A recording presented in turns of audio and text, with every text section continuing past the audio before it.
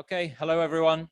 If you could please take your seats. We're going to start moving into session 3. I'll do a very brief introduction, but thank you again everyone for being here today, both here in person and online. I'm thrilled and very excited for this next session. The role of USAID is absolutely critical in Syria writ large, but also particularly for the issue and the issues that we're discussing within this conference today. So I'm particularly excited to welcome Assistant Administrator for the Middle East, Andy Plitt, to the Middle East Institute. You'll shortly hear some opening remarks from the Assistant Administrator, followed by a moderated conversation with Katie Bow-Lillis from CNN. And that will then follow, similar to the session we just had, into a Q&A session with you in the audience. I would just remind those who are online, we are monitoring your questions and we will be coming to them as part of the audience Q&A. So please do keep feeding your questions in. But without further ado, Assistant Administrator Plitt, thank you so much again for being here. And I look forward to hearing your remarks. Thank you, Charles, and thank you to the Middle East Institute for having this event. This is an opportunity for us to join this important conversation. I'm glad to see so many great minds, whether online or here in person, working to tackling the challenge of Syria. At the U.S. Agency for International Development, several different bureaus work together to address the extreme suffering that we see throughout Syria and Iraq.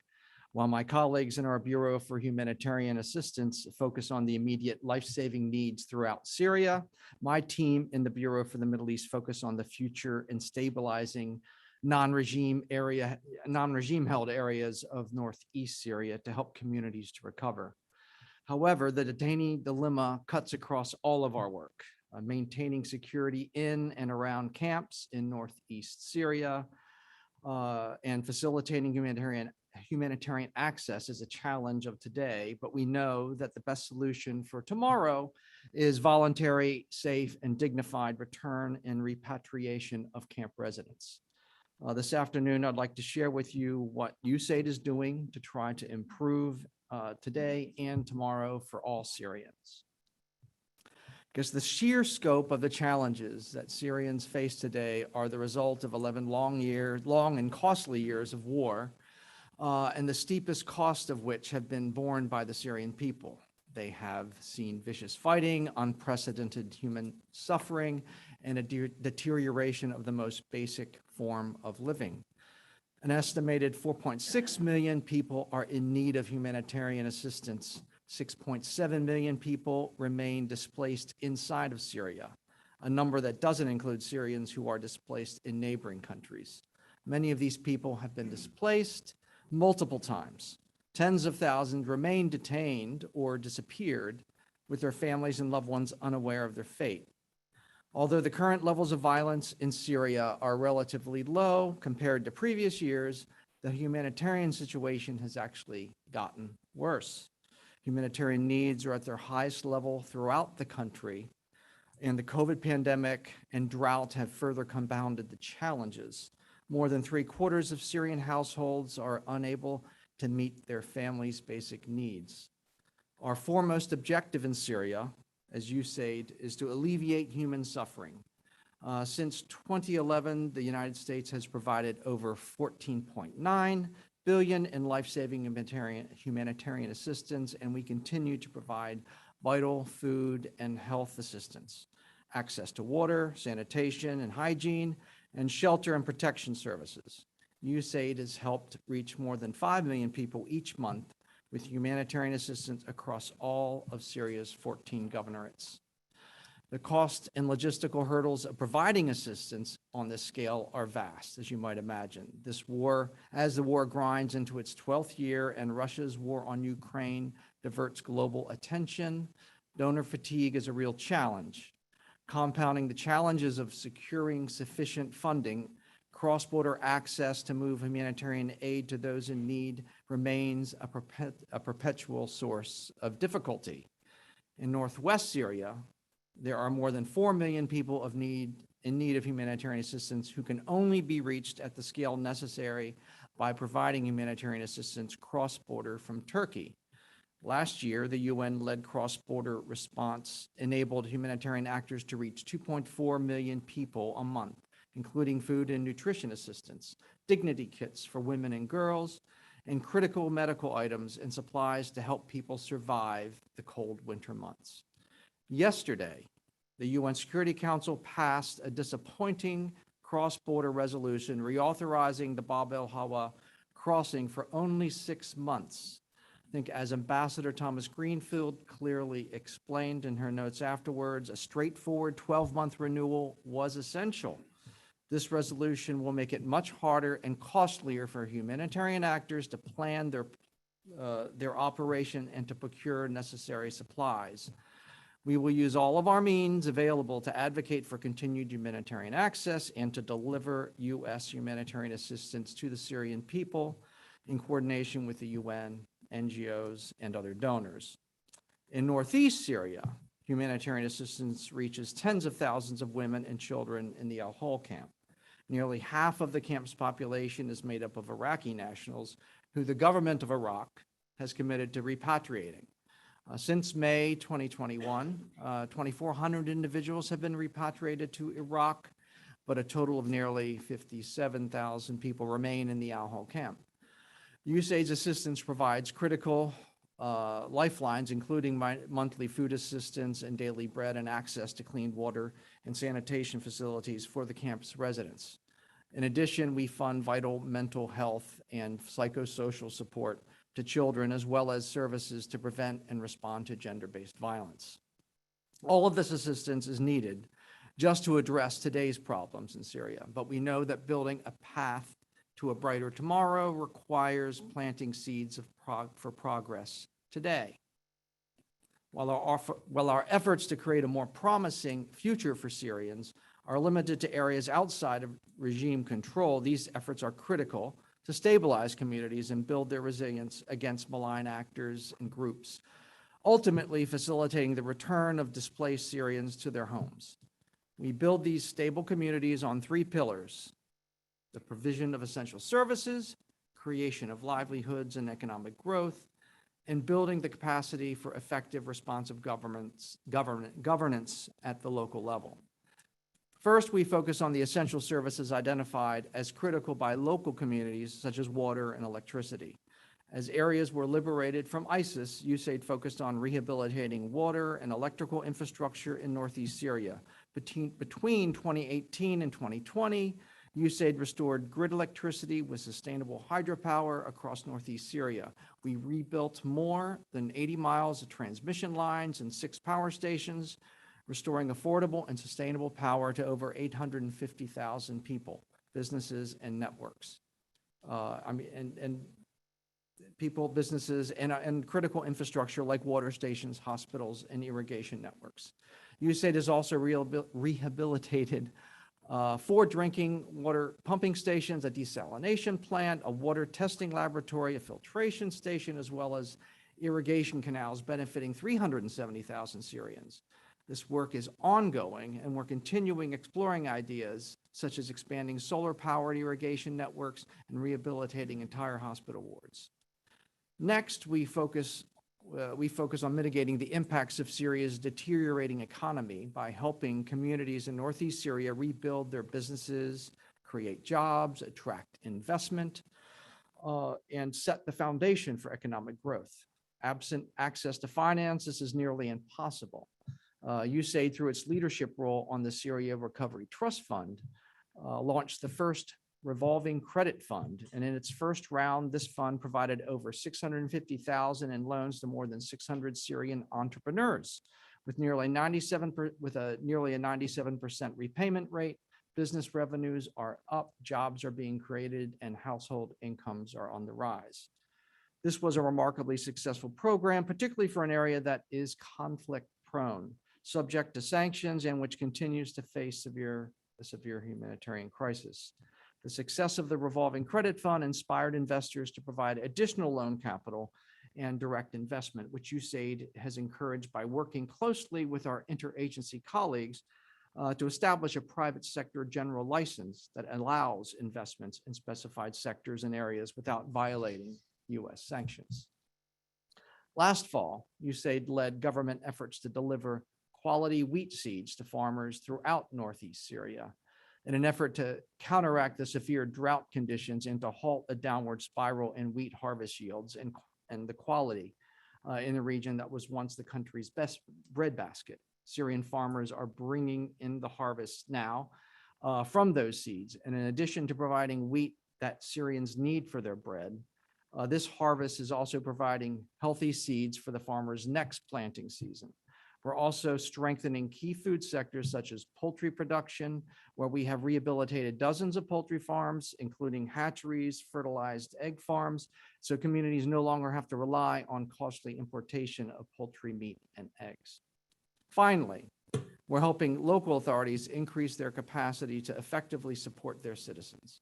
We have seen that building the connections between local authorities and their citizens and ensuring authorities are accountable to those that they serve is critical to stability. For example, USAID supports training for local civil councils to learn how to engage with all members of their community so that all voices are heard in the governing process, including those of disadvantaged individuals such as returnees. For Syrians, the work USAID is doing to build Syria's tomorrow may seem quite distant from their fight for survival today.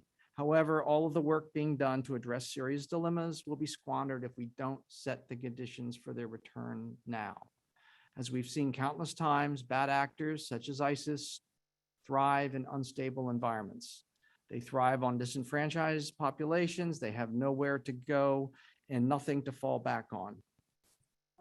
So our work to expand these three pillars I just laid out of essential services, economic growth, and effective local governance in Northeast Syria can help ensure that when Syrians return home, that they are successfully reintegrated into communities that can support them, provide them opportunities to build their futures, and offer them some hope. We recognize that the challenges facing the Syrian people are immense, but we are committed to working with allies, partners, and most importantly, the Syrian people to ensure that a durable political solution and a stable future remain in reach. So thank you for your time, and I'm happy to join Katie Bow now and look forward to your questions.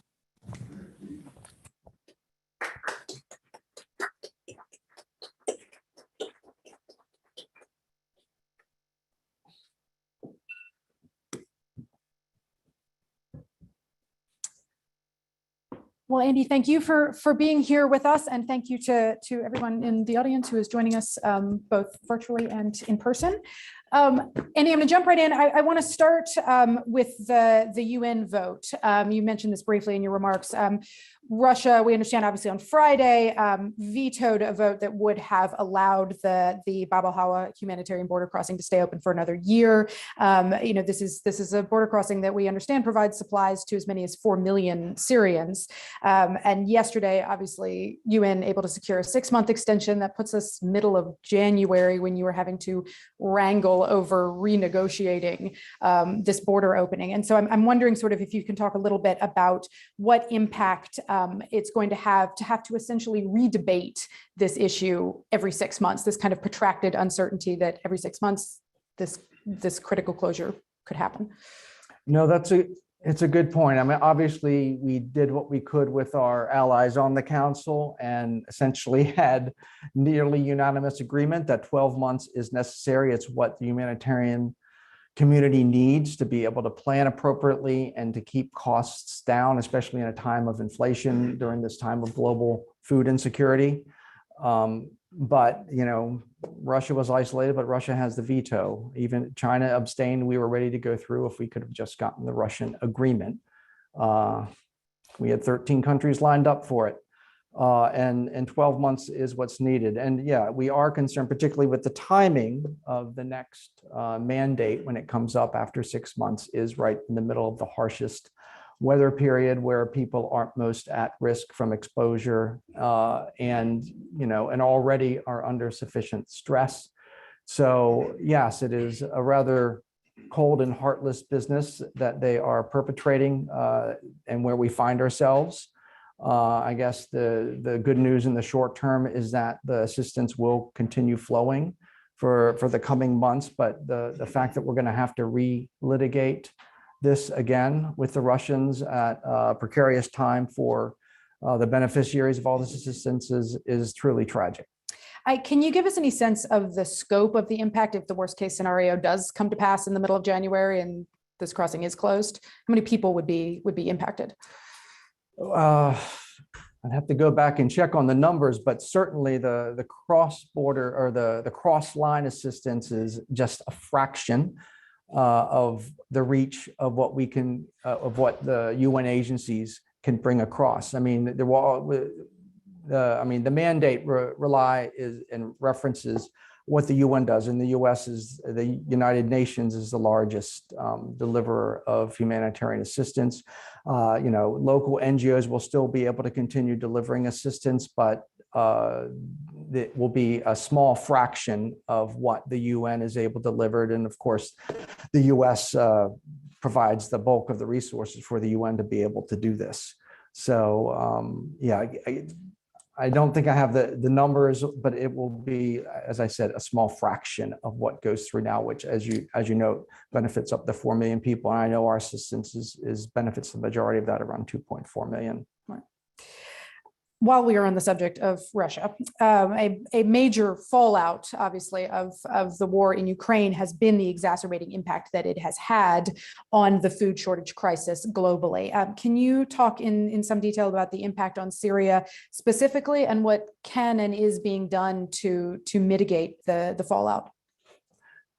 Well, certainly, I think I mentioned in my remarks the concern with regards to donor fatigue. And I was hearing from Administrator Power this morning, where she was expressed concern, and I know she's going to be testifying on the Hill next week on global food insecurity and where things are. And Syria is one of the places we worry about, because it's places like Syria and Yemen are the ones that are hardest hit when there is a shortage of food, given what the burden that's on World Food Program to reach suppliers, and of course, when the prices go up like the way they have, that means they're having to spend more money to deliver to the same amount of people. And since not all of the humanitarian appeals are met, and certainly most of them are not met 100%, that often leads to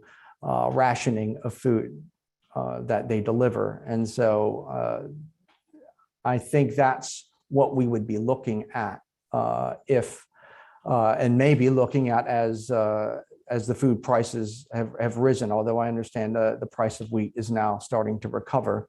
However, there's a constant buying pipeline that WFP has to meet. So yeah, we're quite concerned with regards to the rations, and particularly as we head into the winter months.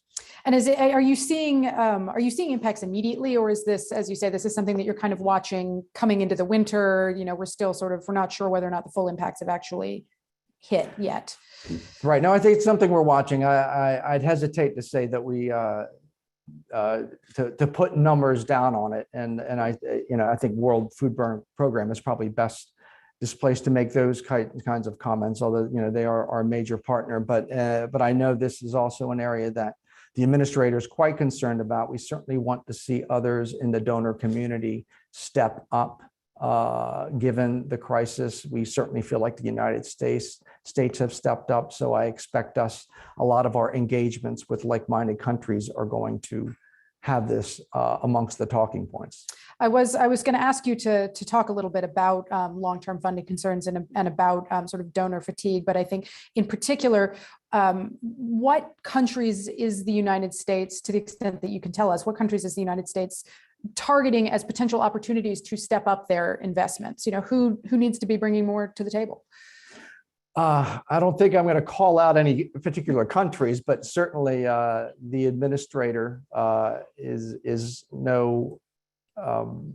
not shy about making phone calls where the needs arise, and certainly for those countries who tend to be like-minded with us. I'm sure they will be talking to our administrator, and of course, the president is traveling to the region. I am not sure what he has in his talking points, but I would imagine, given the importance of global food insecurity and the importance of what is going on in the region, that I would imagine this is going to be part of his dossier. Right. Is donor fatigue the sort of biggest challenge that you face when it comes to long-term funding? I mean, this is an intractable problem that is going to take years to resolve, obviously. And so the pipeline is going to be important here. Is donor fatigue your biggest challenge, or are there other sort of structural challenges to funding? On the funding side, I mean, we are committed, and the Congress has been very supportive of what we're doing. So I don't see us shying away, at least from the U.S. government side. And as I noted, yeah, we will be stepping up our efforts on the global scale to get others to contribute their share on conflicts like Syria, in addition to trying to address the needs that are coming out of the Ukraine conflict. So and as we see, I'm sure there's going to be other challenges as we are dealing with cross-border issues. There's concern about others operating in the area. Are there other nefarious actions that the Russians could take? We have other partners in the region who are looking after their own national interests, and we are and trying to balance what their national interests are versus some of the larger global interests and geopolitical interests. So I imagine there's going to be shifting landscape that we're going to have to be negotiating, which will potentially aggravate the humanitarian situation.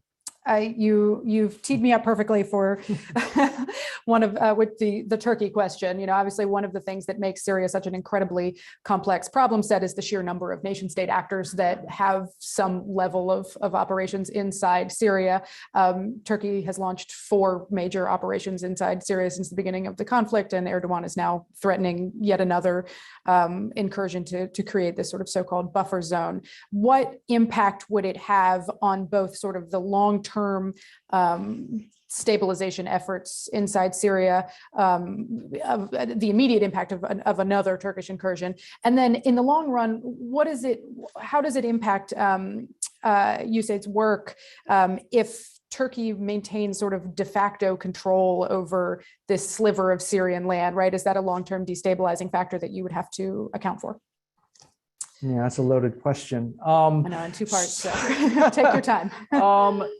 Certainly, we are concerned with the overtures that have been made by Turkey with regards to further incursions into Syrian territory. I mean, there's a number of dimensions to it. With regards to the humanitarian dimensions, yes, depending on the scope of what Turkey may undertake, it will definitely worsen the humanitarian situation, could also make life more difficult on the stabilization front, depending on the extent of it. In terms of, as we look at the areas where, from Peace Spring and other Turkish operations, if it's expanded, there's upwards of another 500,000 people who could be displaced, likely coming in towards northeast Syria. There's already enough people in the camps that we're having to feed. So adding another 500,000 would no doubt lead to, another hundreds of millions of dollars that could need in terms of needing to service the needs of as many as displaced at that. Not that it would be that level, but it would all depend on the degree of any Turkish incursion. So yes, I think there's a lot of diplomatic activity ongoing to ensure that, well, not to ensure, but certainly to try to temper any actions by the Turks in that direction. With regards to how destabilizing it might be on northeast Syria, I don't know. I mean, obviously, most of our work there in terms of the larger scope of the U.S. government, there's of our objectives is counterterrorism related and concerned about the reemergence of ISIS. If there is a Turkish incursion, we imagine that some of the SDF, Syrian Democratic Forces, that we cooperate with may be drawn away from other duties which we think are helpful to the counter ISIS fight. I probably can't say a whole lot more about that because I know Dana Srul is coming up here later, and she's much better placed to talk about that kind of the kind of thinking that U.S. government is doing on that front. Yeah. I'm sort of running you through a parade of horribles here, but we are also over 2 years into a devastating global pandemic. Can you talk a little bit about how COVID-19 has impacted both the parts of Syria where USAID is working, sort of what the situation looks like today, and then what that has meant for USAID's work there? Yeah, it certainly is. It's had its impact, and because the health systems essentially have fallen apart since the Assad regime has decimated the country with and so yes, we have been doing our best mainly through our humanitarian assistance to try to meet the health needs in Northeast Syria. I don't have the numbers in front of me on what we did, particularly on the supplemental funding that we provided to address the pandemic. But rest assured, it has aggravated it, and our humanitarian assistance was buffeted a bit during the pandemic to take on that challenge. I mean, is it still, there are obviously infections that continue to, we've got a new variant that we're dealing with here in the United States. So I would imagine this is an ongoing challenge, in particular for staffing and personnel. I mean, are there logistical challenges that you are still sort of coping with in terms of personnel and sort of getting this assistance into the country? It still does present those challenges. I'm obviously, I do not have the information sufficiently from my humanitarian team that is addressing this, because most of the work that we're doing in terms of my team is doing is really more focused on the economics and the governance issues that are going on in Northeast Syria. Right. Well, let's talk about the local good governance sort of focus, sort of helping better manage public services, integrate IDPs and returnees. As I understand it, and as you've explained it, sort of the vast majority of USAID's work is done at the municipal level. Talk to me a little bit, give me a little bit of an overview of sort of what that relationship looks like on a practical level, right? Like, how does USAID engage with a given municipality, and what are the biggest needs requirements that you are seeking to fill in a given community? How do you prioritize that?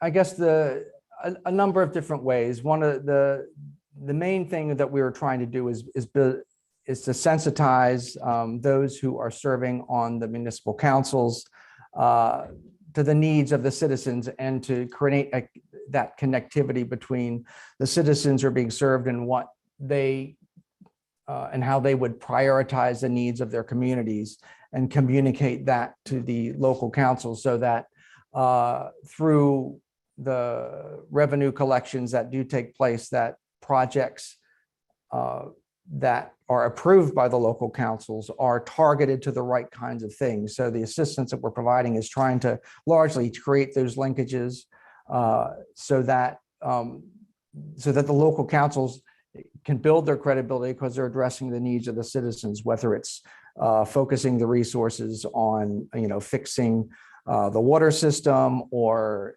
making repairs to the grid so that they have connectivity, so that businesses can actually operate in a more modern fashion. And oftentimes our assistance will, where there are revenues that are not as robust, we will have some assistance money going in that will help them engage to decide how best to use these pots of money to address the priorities. But the real, I guess, the real objective is to get at the governance piece, is to ensure that they are taking into consideration the needs of the citizens, so that while other work is getting done to improve water service and hygiene and electricity, it's really building those linkages so that they can respect and have confidence in those who are supposedly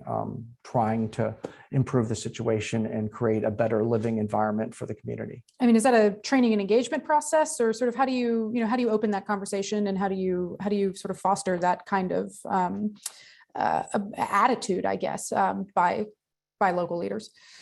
I think the people we have working on those activities have been doing it now for a number of years, and they have their feelers out, and they target the communities where they believe there is credible leadership and that there's a good opportunity for success. And so, and once we grow and create that success, we look for additional communities where we can target local leaders who have the right, chutzpah, Right. for lack of a better word, who we have confidence are going to have that willingness and openness to listen to what the people have to say. If you were going to kind of sort of superimpose this on a map, how consistent are the problems that you're trying to solve from municipality to municipality? Are there geographic areas that are better managed than others? And sort of where are the biggest risk areas for the kind of underlying contributors that we know led to the rise of ISIS initially? Good question. Certainly, we do try to target areas that we think are vulnerable.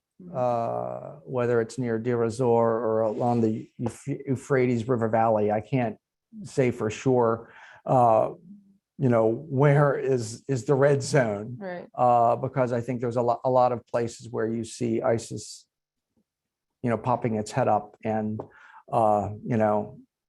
recruiting or essentially, bombing or making some killings. So we do try to target those more vulnerable areas where, there has to be the right conditions in terms of the right kind of leaders, but we also want to go places where we think that the youth and others are vulnerable to recruitment, and where we think that there is, the conditions to create the kinds of activities that will attract the youth, or economic activity that will lessen the likelihood of recruitment by the extremist actors. And what metrics are you using for success, right? Like, how do you judge, okay, like we've done a good job in this community and now it's time to move on to the next? That's a good question. I know we obviously do have our metrics, but I have not been briefed to that level. Yeah. On what we're doing. So I'd have to get back to you on that. Or even maybe the better way to ask that is sort of how often are you, how often are communities sort of backsliding, if that makes sense? Is overall the trajectory moving in a positive way from community to community, or do you have communities that you've seen? No, I'm happy to report that there is a positive trajectory in terms of the communities that we've worked with. We don't see the backsliding. And that we are expanding. I guess the biggest constraint that we have is the amount of resources that are dedicated to the stabilization work. There was a period in the last administration where the funding was cut, and now we're trying to put things back on a more positive trajectory in terms of getting additional funding to address this, because certainly the need is there. And as I think I said in my remarks, if we're going to get at the issue of camp residents having a place to go, we've got to, grow the space that is safe and where they won't be subject to the kinds of extremist recruitment that currently exists. What are the biggest challenges that you face in the good governance space? I would definitely say, I mean, resources. I was going to say, off you the just bat. mentioned funding. Yeah. Resources is one of the biggest one. And then, you know, if we did have a huge amount of resources, you know, it is a very difficult space to operate in between sanctions, the extremist actors and the related security that we have to ensure for our partners to ensure that they're safe. So the personal security related to that is also expensive. So it is quite simply a logistically challenging place. And just in terms of the focus on growing the economy and investment, I mean, it's a hard place to attract investment. I mean, we are seeing a greater willingness by private sector actors in the region to put more money in, and I think I noted there, you know, we have a private sector general license now that makes it easier for investors to come in. So we are looking to grow that and to attract investors from the region. And, you know, success begets success. So whether it's the entrepreneurs or the, you know, additional success we've seen with the latest wheat harvests, attracting more agribusiness to come into the region because there's a little bit more money going around where they can you know, see opportunities, then I think that's critical. Can you, is there a specific example that you can give specifically in the agribusiness space? I mean, where you said there's a little bit more money moving around right now, where's that coming from? Why is that happening? I think one of the things, and I also mentioned this in remarks when we brought in a bunch of, you know, a bunch of wheat seeds. How many metric tons of wheat seeds in any case, and that led to a huge cultivation of land, which is we're at the tail end of the harvest, and the yields I think are at least double, if not triple, of what they with 3,000 tons of wheat seeds. In any case, so that the more land that we can get put under cultivation, the more demand that's going to create for agribusiness to come in, whether it's through fertilizers or equipment. And so, as I noted, success begets success. And so we know the agribusiness industry is one. And I guess the other is the solar industry, because we are talking about doing more with solar water pumps and solar lighting. And so we think that there's opportunity there. So we're talking to investors who might be interested in helping on those fronts, both at the municipal level and with the private sector. And then how much direct work are you doing with the SDF, with the Autonomous Administration, and how effectively do you think they are kind of filling the gaps in between municipal governments? And no, we definitely work with and have to coordinate with the I guess the self-administration, because there are between the municipalities, there are governance issues that need to be addressed and that need to be coordinated. And so we certainly engage with self-administration on those issues. A lot of it has to do with electricity and power lines and how to hook up to the grid and the like. So that coordination is necessary, and we are working with them to ensure that there is that intra-governmental connectivity with the municipalities, so they understand the needs and can help coordinate on those needs. I'm going to open it up to audience questions here in a minute, but I want to ask you sort of a final question on Al Hol, since that is obviously the big focus of the day. You've talked a lot about sort of setting the conditions for a successful reintegration of some of these detainees, but many of them, of course, even the Syrians, would have been coming from places that are under regime control and may eventually now be returning to somewhere that is not their hometown.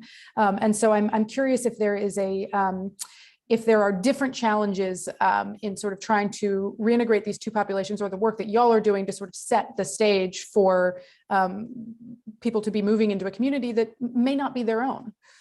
No, that's a good point. It is something that we think about, and certainly, while I guess half of those populations, there is currently that experiment going on down in Iraq with the 2,400, although a lot of them are trying to get back to the communities that they came from. The working with the host communities to welcome in people who aren't their own is a challenge, but a lot of that we do have lessons learned from what we've been doing in the Kurdish areas of Iraq. For instance, there's a lot of Yazidis who have not been able to, or have not felt safe. It's safe to go back to Sinjar and the areas around there, and so are opting into parts of Kurdistan. And thankfully, I've met with a number of the governors there. They are, have instilled in their communities there a sense of welcoming. And essentially that's what we need. And that's what we will do where it's necessary, to work with the local authorities to ensure that there is that signal sent from the higher level down to the village and community level that, that these are populations who have been traumatized and who are deserving of a chance. It will be, I think, a bit of a challenge, particularly for those with the stigma that comes from those who have been in places like Al-Hol. So I'm not going to say it's going to be easy, but it's going to take leadership from the province level down and the governorate level down to the village level to engender that I guess that generosity and willingness to accept. Well, on that difficult challenge, I'm going to open it up to audience questions now. Anyone wants to raise their hand? We've got mic runners who can. Right here in the front.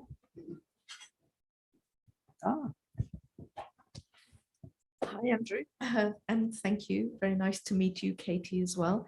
I'm Bayan Sami Abdurrahman. I'm the Kurdistan Regional Government Representative to the United States.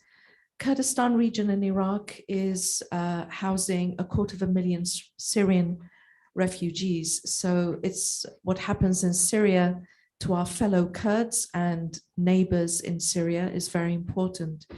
Andrew, you mentioned that 2,400 Iraqis had been returned to Iraq from Al-Hol camp. The number is still very low. What do you attribute that to? Thank you. Thanks, Your Excellency.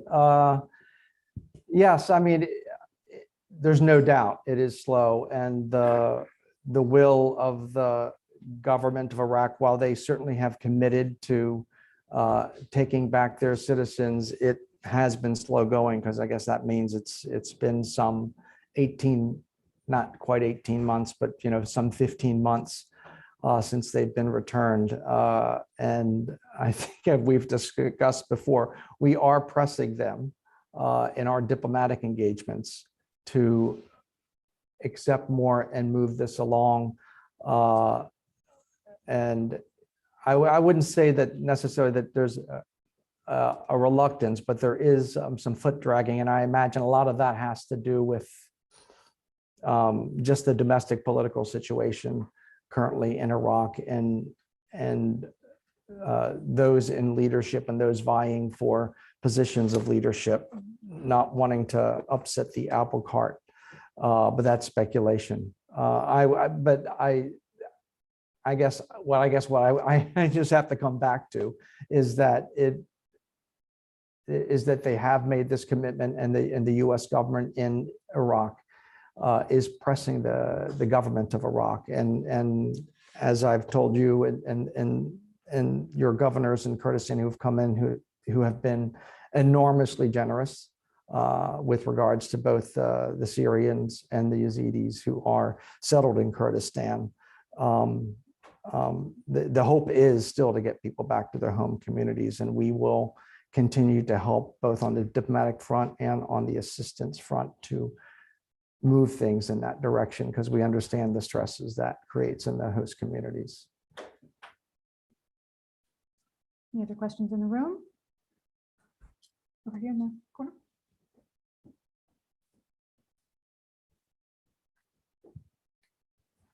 Hi, I'm Miles Kaggins with the Council on Foreign Relations in the United States Army. I was previously spokesman for the Global Coalition to defeat ISIS in Iraq and Syria. And one of my desires as a military spokesman was always to have more information about at that time, it was about 10 billion in US contributions for humanitarian and stability assistance. How is USAID messaging to the people who live in the region how you're helping them? Local messaging. That is a good point. We certainly are putting things out through our social media, and in fact, it's interesting during the period when we were providing wheat seeds to which were a critical need during that period in last fall when there was a shortage of wheat seeds. There was I guess there was counter information going on, trying to whether the source of that is debatable, but there was no doubt that there was counter information going on to impugn the quality of the wheat seeds and to say that it was animal feed grade to make the US government look bad. So we were able to overcome that with some counter messaging and we're able to, and also through other means of engaging with trusted counterparts to convince the farmers. So I'm going to say that there's probably more work that could be done there to message and to be ready for that kind of counter information campaign that came, because it's probably not disappearing given the unfortunate talents of those who are operating in Syria and who are against our interests and the interests of the coalition. So that has been a lesson learned, and I agree that we probably need to do a better job of messaging locally. I'm going to take a question from one of our online viewers now. Yes, we have one question from Lacey McAlley. She says, the Bab el-Hawa border crossing access being renewed for 6 months provides access for the people living in Idlib region. What efforts are underway to renew access to the border across El Yarawabiyya, which serves as the autonomous democratic US allied region of North and East Syria? Currently, there is no humanitarian border access into Northeast Syria, only the tenuous crossing point at the Samelka border.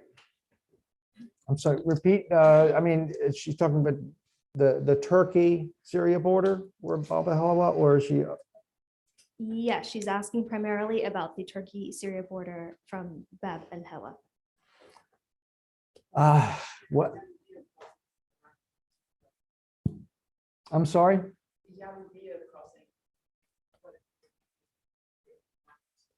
Well, there were two other crossing points that had previously been open, and where we had been pressing for opening, and of course we still do want to see the two other crossing points opened.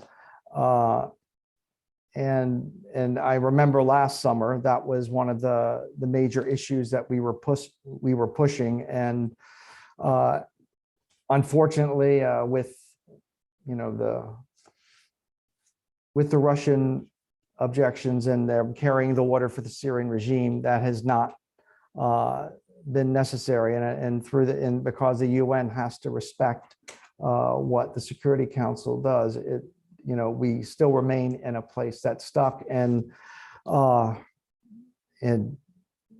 as constraints have only gotten worse as we saw. So now we're down to the one crossing for over a year, and now we're down to the point where we have to renegotiate that every 6 months, and we can lay all this at the hands of the Russians. Do we have another question in the room? Right here. Good to with you. Oh, we'll do both of y'all, one after the other. So I'll let you duke it out between you. Who wants to go first? Tammy Palacios from New Lines Institute. So looking at Bab al-Hawa, that's an interesting situation on the ground, right? You have Hayat Sham, you have a complex relationship with the local NGOs that do engage in addition to UN, USAID. Is one of the options to funnel or work or strengthen some of those local NGOs that would be able to continue to operate if a 6-month issue did arise in January?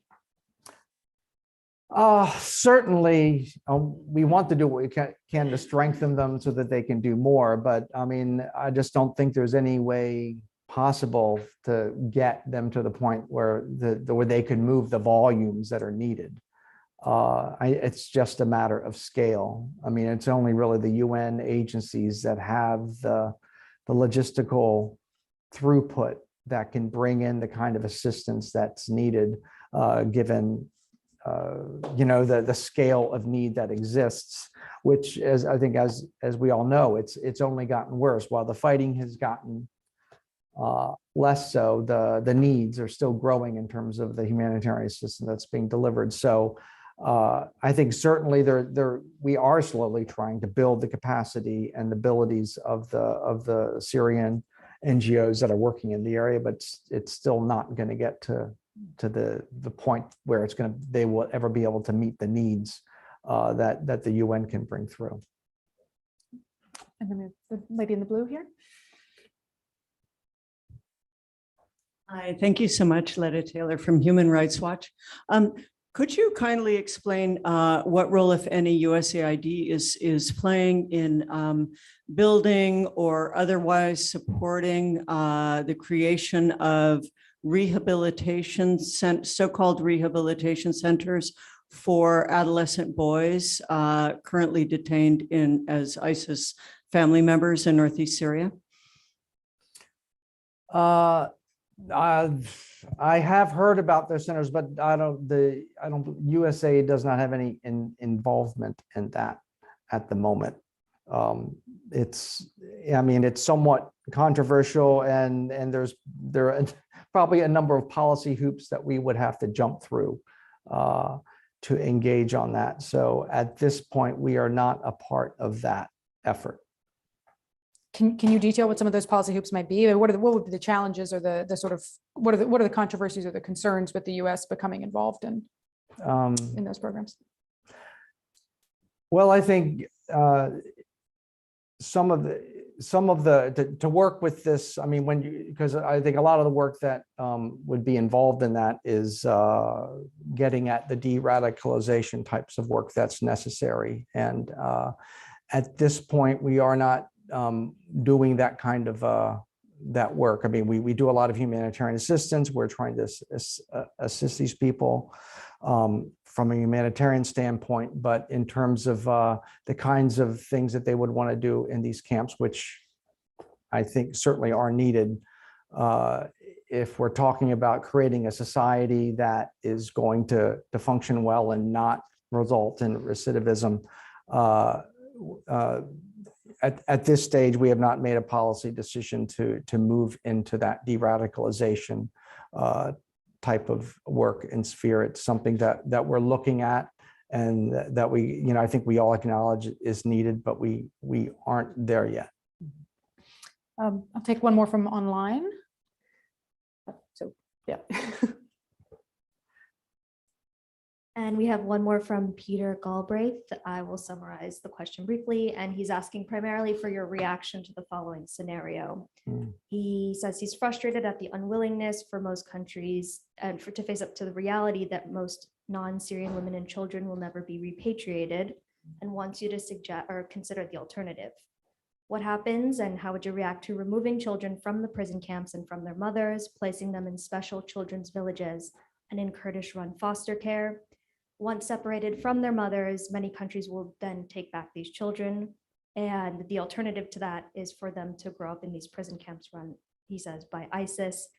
And also he says, he writes, as someone who personally brought 31 children born to ISIS fathers from Syria to the KRG, including 2 Armenian orphans, a Canadian, and 3 German children. Wow. I'm familiar with Ambassador Galbraith's work. It's heroic what he's done in a number of cases. So my hat's off to him.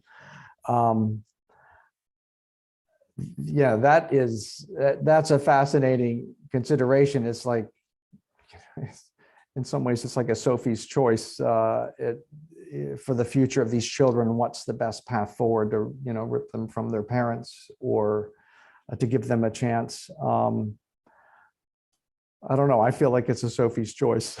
So it's going to be hard for me to provide a response without having thought through it carefully. And I imagine that's what some of the policymakers are faced with.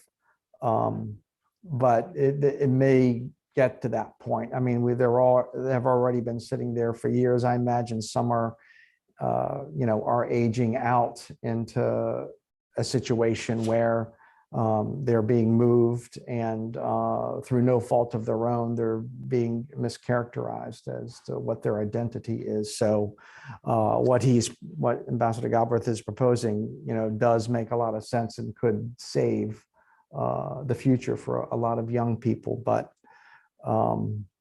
that's going to be a tough call that probably isn't going to fall to someone like me. I think we've got time for one more. Any other questions in the room? I think we have one more from online. And lastly, from online, from Caroline Howard, she asked, how important for regional stabilization do you consider the prosecution of Syrian Daesh suspects held in detention centers and Al Hawil camp?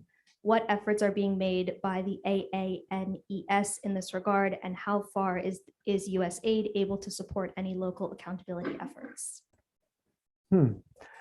Yeah, with regards to holding folks accountable and rule of law, it's a good question. It is something that's needed.